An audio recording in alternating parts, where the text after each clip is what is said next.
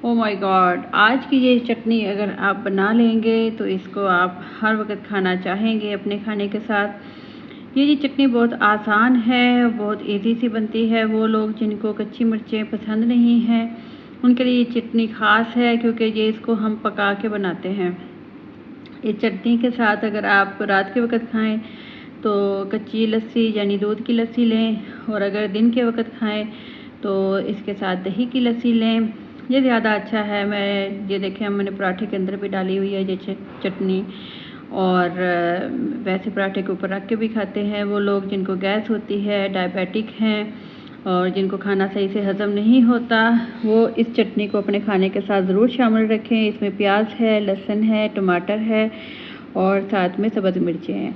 इसकी सारी डिस्क्रिप्शन में भी मैं इंग्रेडिएंट्स डाल दूँगी कि कितना कितना मैंने लिया है। वैसे मैं बता देती हूँ, 40 से 45 जो है इसमें मैंने लिए हैं सब्ज़ मिर्चें, फिर इसमें 2 मैंने लिए हैं लहसुन की पोथियाँ, तो यानी 40 से 45 ही हो जाएंगे लहसुन की डलियाँ, और साथ में 2 प्याज मैंने लिए हैं, 3 टमाटर लिए हैं।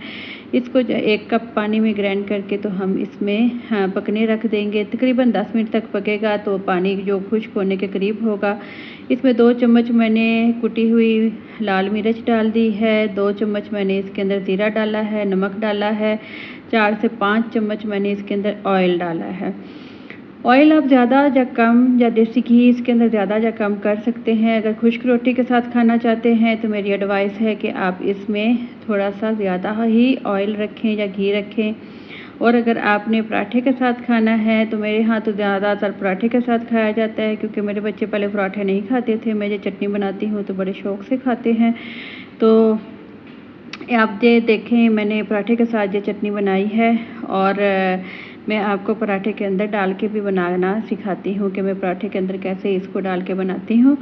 तो हम बड़े इजीली इसको बड़े मज़े से खाते हैं। पहले तो KPK में या बलूचिस्तान में या सिंध में तो खैर पहले भी मिर्चें खाई जाती थी, यानी तेज़ मिर्च खाई जाती थी, लेकिन KPK में स्पेशली जो है तेज़ मिर्च नहीं खाई जाती थी, लेकिन अब तो वहाँ के लोग भी खाते हैं।